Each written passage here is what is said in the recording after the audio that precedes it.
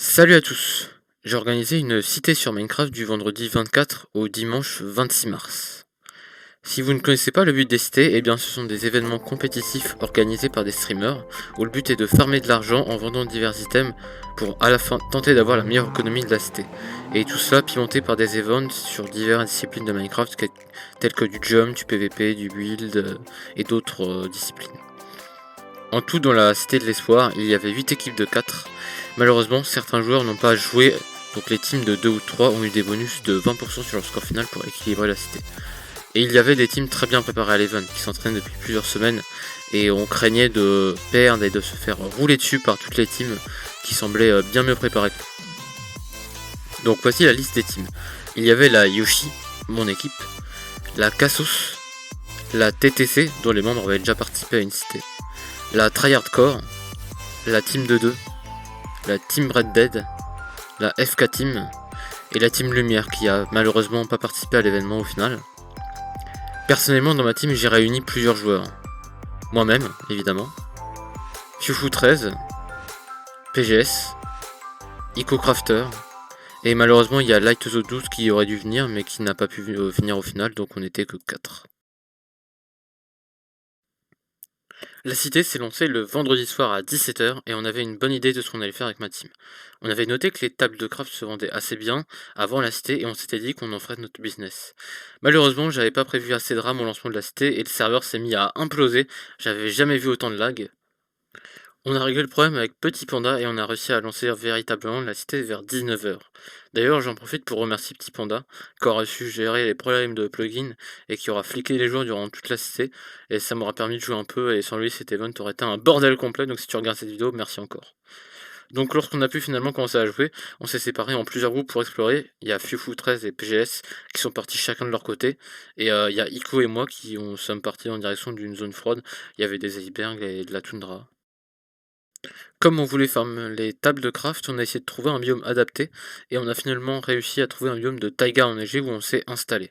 PGS nous a rejoint dans la soirée et on a commencé à miner notre trou à rats et à couper du bois pour vendre des tables de craft qui valaient 5$ l'unité. Ensuite on a dû retourner au spawn parce que j'avais déplacé sans faire exprès mon home et que je pouvais plus m'y TP et bref je suis un bolos quoi. Ensuite, PGS et Ico ont trouvé un portail en ruine pendant que j'étais parti manger et ont réussi à le réparer et aller dans le Nether. Ils ont trouvé une forteresse, mais se sont fait kill par un joueur de la TBD si je me trompe pas. Quand je suis revenu, on est retourné dans le Nether avec PGS pour explorer un peu et j'ai trouvé ça. Un portail qui menait à une grotte où des blocs avaient été placés un peu partout par des joueurs. On a exploré un peu mais on n'a rien trouvé, malgré qu'on pensait qu'il y avait une base dans le coin. A la fin de ce jour, ce sont donc la Tryhardcore, la Cassos et la TTC qui sont en tête de la cité.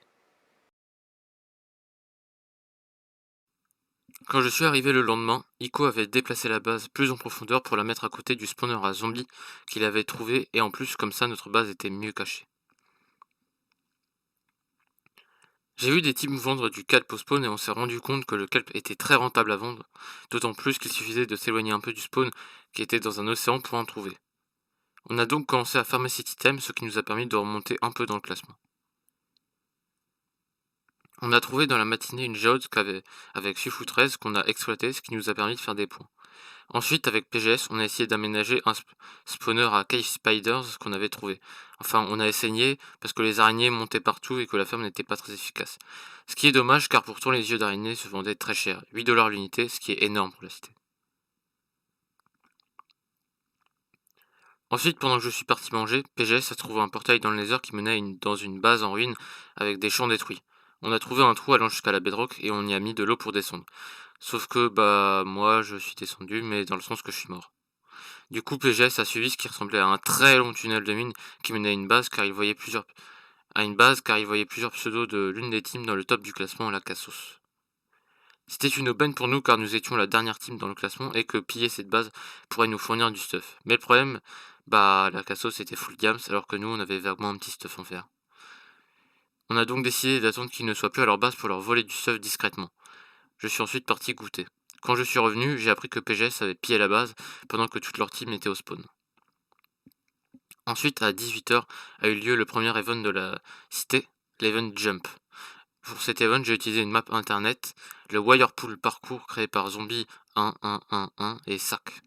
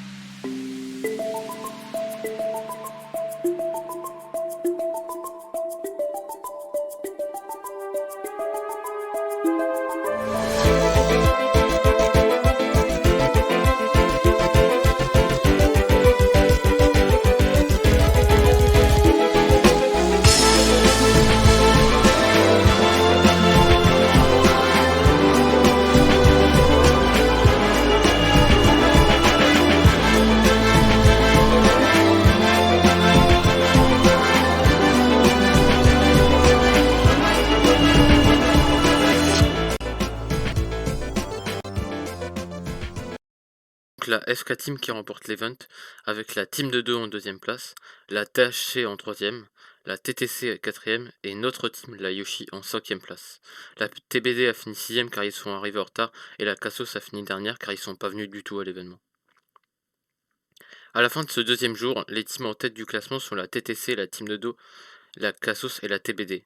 La Team de 2 venait d'exploser le classement en vendant du bois du Nether qui était très cher et la TBD, quant à elle, venait de terminer sa ferme à or et commençait à rattraper les autres teams.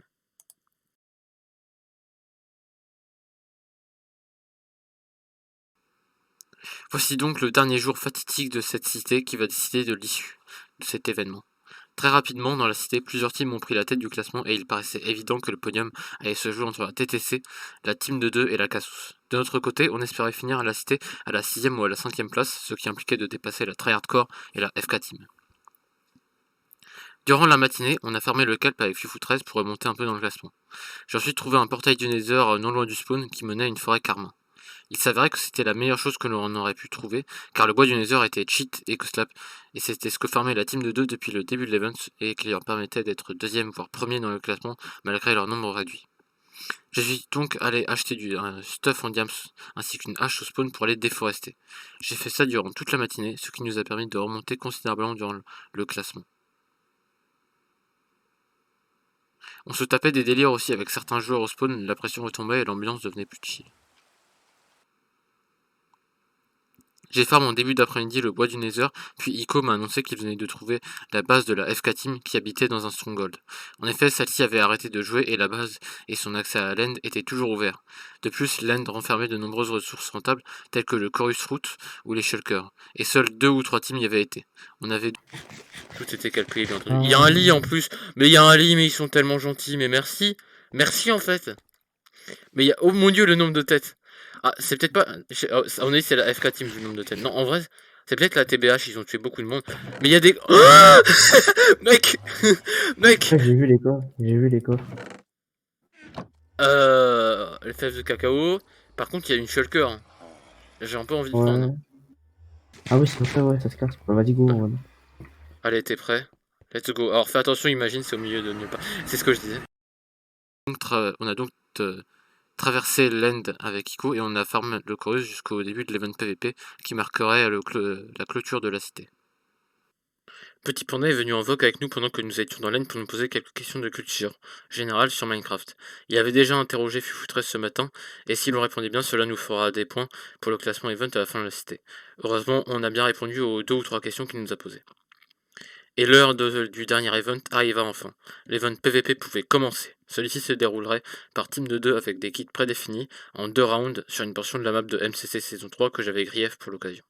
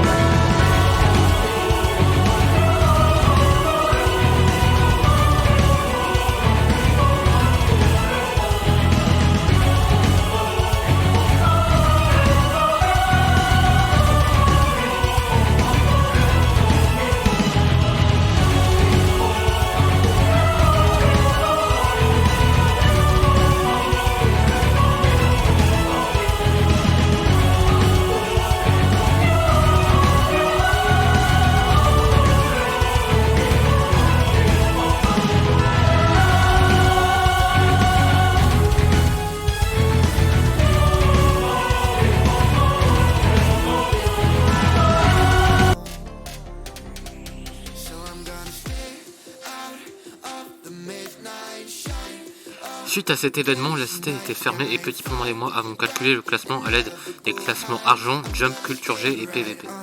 C'est donc la TTC qui a gagné cet event, avec la Team de 2 en deuxième, la TBD en troisième, la Cassos en quatrième, l'autre team en cinquième, et la FK Team et la Tryhardcore en sixième et septième place. Je tenais à souligner le score de la TTC et de la Team de 2. En effet, la TTC a presque fait un demi-million de dollars et la Team de 2 a fait 350 000 $, avec seulement 2 joueurs actifs. Quant à ma team, nous avons réussi notre remontée grâce au bois du Nether et au Chorus pour arriver 5ème avec 91 000 $. Notre objectif était réussi, nous avions à la 5ème place.